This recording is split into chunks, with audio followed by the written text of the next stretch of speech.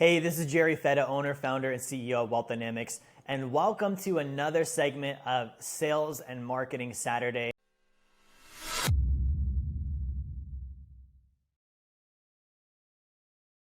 Second part is your greeting. Okay, so I get on the call with someone and I'm doing my greeting. That's the first part of the sales process where I'm actively talking to them. Okay, so the greeting, like I first learned to talk to them about their family and their job and what they've been doing for fun, and then we get into talking about money, right? And it was this thing of building rapport, right? Now I would do this and I would always feel awkward. I would always feel like I don't know what to say. I don't know what to ask them. Or I'd say, "How are your kids?" And then they'd say, "Good." And then I'd be like, "Now what? How old is them? What color hair do they have?" Like, just like, because I wasn't actually interested in their kids. I wasn't there to talk to them about their kids. I was there to help them with their finances, right? So instead, I'm going to start with a couple of things. I'm going to look at, if I'm on a call with someone, okay, I'm going to ask them, "Hey, what information can I provide you with?" That's it. That's my opening line on every single call. If you've ever done a call with me, that's the opening line. I learned this one from Grant as well. What information? Because they want the information. If they're on the call, that's the number one thing you guys have in common. They want information. You have information. So I lead with that, right? The second thing is, what made you reach out? Okay, what information can I provide you with? What made you reach out? What made you come in? Right? Like, realize nobody does anything for no reason. So if they're on a call with you, there's a reason they're on a call with you. Okay, what information? Okay, what do you want to know? And then what was the thing? What was the thing that made you say, "Hey, I'm gonna get on the phone right now with them and talk to them," or I'm gonna get in my car and drive 5 miles to a different location to walk into a store. What made someone do that? It wasn't just that they're browsing. There was not no reason. Like, there's always a reason. You see what I'm saying? So, and then the third one I'm asking is, how did you hear about us? How did you hear about my company? Where did you first learn about us? I want to know that. And the reason why is, as a salesperson or an entrepreneur, I want to know, where is my marketing working, right? If they said TikTok, cool, I know TikTok is converting. If they said Facebook, cool, I know Facebook's converting. If they say referrals, right? Cool, I have word of mouth. Who was it? I want to know which person referred you to me. Okay, so those are my first 3 questions in the greeting. I'm asking, the information I can provide, what made them reach out, how they heard about us. Then I can get into my fact finding, right? Fact finding is the single most important part of the sales process. If you do fact finding correctly, the close is butter. If you do fact finding correctly, they've closed themselves by the time you're done, right? So with my team, and I'm not going to be able to give all of this to you in this video, right? Maybe we can drop a script or in the description so you can download this, but we have a fact finding script supplement. Right, and by using the supplement, it goes through a series of questions that I came up with that I personally use in my sales cycles that are very targeted, and it helps me understand, okay, is the buyer qualified, right? What opportunities are there? What made them reach out? What do they like about what they have? What do they not like? What would they change? What would they keep the same? What do they want to do differently? It helps me understand the reason why they're wanting to make a change right now, or why they would move forward. Right? If you don't know their why, like someone might say, like, here's an example. I'm calling with someone and I find out, they're interested in a sacred account. Cool. So there's 2 approaches here. Okay, the sucky approach, great, let's sign you up, right? Or, oh, cool, what makes you say that? Why are you interested in a sacred account? Well, I saw a video and blah, blah, blah, blah, blah. Okay, so I'm pulling the string, I'm getting more data. Okay, awesome. Where are you saving money at now? Well, currently I save money in my bank or my 401k plan. Okay, and why do you save it there? You see, I'm getting better data right now? Well, I don't know why. I just did the HR meeting and they said to enroll. Okay, awesome. Very good that you're putting it there. What about the bank? Oh, well, aren't you supposed to have a bank account? Okay, well, let me ask you this now. What do you like about those places? Okay, what do you like about putting money in your 401k? Oh, it's convenient, it's easy, I can check on it. Okay, well, what don't you like? What would you improve about it? Okay, well, I don't like the ups and downs. Okay, I don't really understand the fees. I don't always have someone to talk to. Like, these are now pieces of information I'm gathering. Okay, so then what would an optimal place look like for you? What are the main things you would expect if you were looking to change to an ideal savings plan that had everything you wanted? What would it look like? And they're going to tell me, well, I'd want this and this and this and this. Okay, well, what makes you say that? I'm finding out their dominant reasons for these answers. Why are they telling me the things they're telling me? What's the real thing that's going on here? right? So when I dig, right, I get a question, because here's human instinct. Get a question, and then we usually will try and answer before the question's even done, right?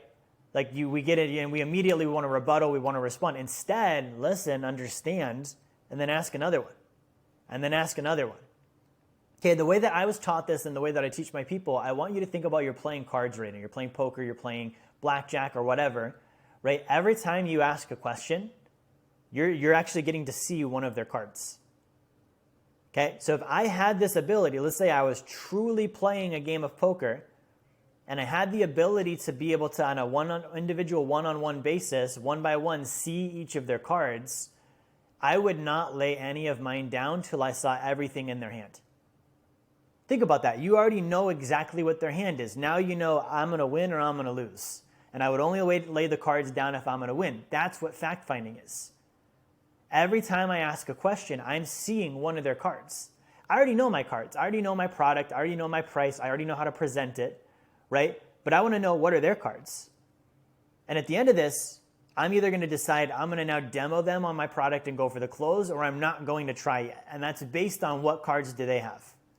Right? So at the end of the fact-finding, let's talk about that. Let's talk about, okay, we've done fact-finding. We've done the attitude, the greeting, the demo. Sorry, the attitude, the greeting, the fact-finding. Now we're going in for the demo, right? I would only demo if I know that they're a decision maker, right? And I know that I can solve their problem. And I know like what product will. I know why that will. I know how I'm going to present it to them, right? And I also know that they're in a position to move forward if it makes sense. They're actually willing to do business with me. I can't demo an unwilling individual that's like, no matter what you show me, I'm not signing up. I also can't close someone that says, hey, I can't make a decision today anyways. I've got to have my wife there, right? So at the point where I've gotten all their cards, okay, I know what their problem is. I know why it's their problem, like the real why, the real root cause there. Right? I know what I'm going to present. I know why I'm going to present it. I know how I'm going to explain it to them. Right? I know they're in a position where they're willing to do business as long as I show them what I show them makes sense. I'm not asking for like, a commitment to the sale before they've seen anything. No. I'm just saying, like in a scenario where I show you a solution that makes sense, is it real for you to even, move forward and do something with me today? Are you willing to do that? Okay, I'm testing their willingness there. Right? I'm also then finding out, is there another decision maker? Does the CFO need to be there? Does the husband? Does the wife? Because if that person does, when I do my demo, I know that I'm not speaking with a decision maker. I'm speaking with an influencer, which is very different than speaking with a decision maker. If I demo a decision maker, they can pay me on a credit card or sign the check now. If it's an influencer, they can't. Now, I'm not going to abandon the influencer because they can't make a decision. They're an influencer. I'm going to win their influence. I'm going to sell them so well on the product that they're going to now sell for me to the decision maker. We're going to do another meeting. The decision maker will be there, and this person's going to help. Right? So that's my outcome. Now, let's say it was a decision maker. I can demo. The demo goes like this. It's an acronym called IPFAB, Intention, Price, Feature, Advantage, Benefit. Is state my intention to sign them up or to close, or if it's an influence, my intention is to give you enough information that you feel good about this so that you and I can meet with that decision maker, right? But I need to state my intention. Enough of this like sneaky, like you're trying to stick the sale up their butt while they're not looking. Like just tell you're a salesperson and they know that. To be upfront, hey, my goal is to sign you up today as long as I can help you. Right? Do you know how much that takes the pressure off the cycle where they're just like, finally, like someone's willing to acknowledge I'm being sold to. Like people just want to know, like, what are we doing right now? I'm trying to sell you a car. That's what we're doing right now. Do you know how much that it builds common reality? Okay, cool. And now I'm aware. Now I know what to expect. The second thing is the P, that's price. Always, always, always, always cover price first. Okay, as a buyer, I hate it when I'm with the salesperson and they tell me the price last. Do you know what happens? Their entire presentation, I ignore everything they said because all I want to know is what does it cost?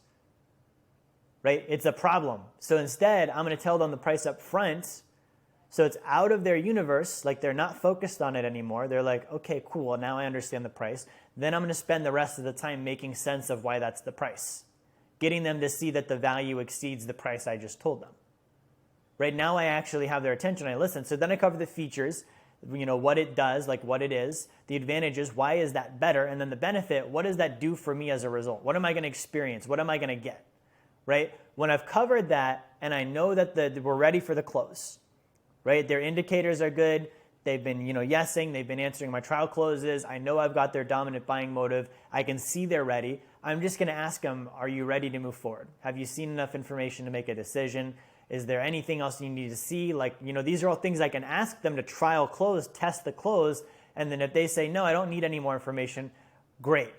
Do you want to do this package or this package? And now we're in the close and I just go through and I collect the payment, right? But that's the sales process. Now, on the back end of this, when I go in for that close and I collect the payment, what I'm generally going to do next is, before I collect the payment, I'm going to go for either an upsell or a downsell. Right? I want to make sure they're locked in. I want to make sure that they're not going to, at the end, I'm going to pay, and then they're going to be like, oh, I thought about it. We want something different. So I'm going to be like, great. So I'm excited that you're interested in this one. I'm happy to move forward. Is there any chance you'd consider, and I might go for an upsell? Okay, adding in this product or increasing your contribution, or maybe, upgrading to a larger plan, it's only this much difference, right? Or if I'm not sure that they're locked in, hey, I don't want to overcommit you. I know this sounds like the right product. I just want to make sure, would you consider moving down a little bit, right? And if they would, then that middle product that I had them on wasn't the right fit in the first place. If they're like, no, I like that product, good. I know it's the right one now, okay? So before I run their payment, I'm also going to now lock them in. How do you make sense of an investment like this, right? How do you make sense of doing this right now? How do you make sense of putting $6,000 a month into a sacred account? I just want to know, right? I'm selling them. I'm solidifying the close. Okay, and if I need to, I'm even going to ask, is there any chance? I just want to make sure, is there any chance you're going to feel like you buyer's remorse that you might change your mind? I want you to make sure you feel good about this purchase. Is there any chance you'd change your mind?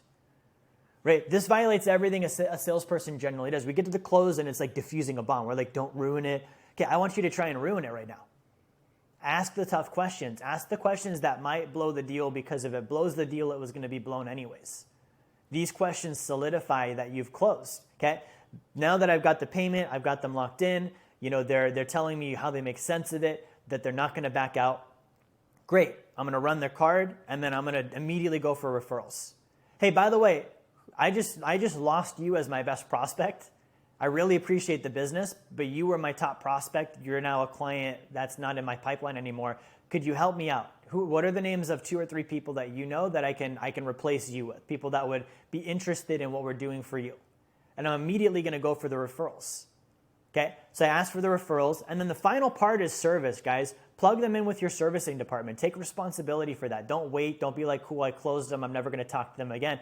Okay, make sure it's like a white glove experience. Hey, your delivery team, your service team, so-and-so just signed up. I want to personally introduce you. Maybe I'm on a Zoom or a 3-way call or a text or an email chain. They're so excited to get started. I want to make sure they get ready with you, and you call them today to start that delivery process. Right? That way the client has a direct handoff. Your delivery team now knows I've got a paid client, right? And I've got somebody that's ready to go, and I can just start.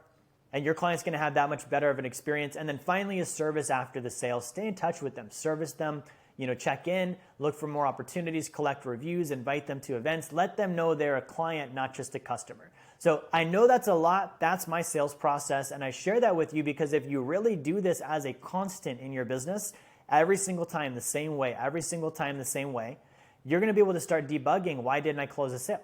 Oh, I missed this step. Or I missed that step, or I did this differently this time, and last time when I didn't do it that way, I closed. This time I didn't. Good. Revert it back to what you did last time. Okay? So I hope this video was helpful for you. If it did help you in some way, make sure you like, share, and make sure you send it to someone that's in sales that would get benefit from this information. And if you're interested in joining my team as an ambassador or a wealth mentor, I want you to comment below or send me a message.